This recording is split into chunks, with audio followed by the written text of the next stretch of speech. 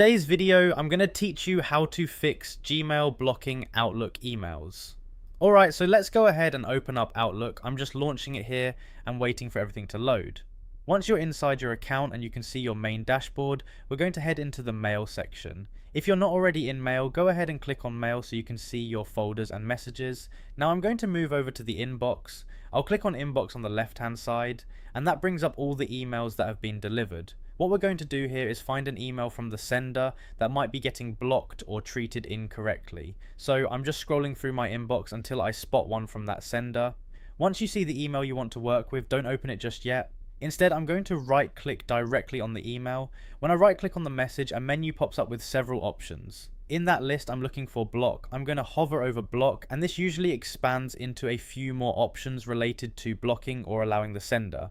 From here, I'm going to click on never block sender. That's the key option we want. When I select never block sender, Outlook updates the settings so that emails from this sender are no longer treated as blocked. This helps make sure their messages can come through properly without being filtered out. Once that's done, the change is applied right away. There's nothing else you need to configure in this process. Just by selecting never block sender, you're telling Outlook to always allow emails from that address. So just to quickly walk through what we did while you're following along, we opened Outlook, went into Mail, clicked on Inbox, found the email from the sender, right clicked on it, selected block, and then clicked never block sender.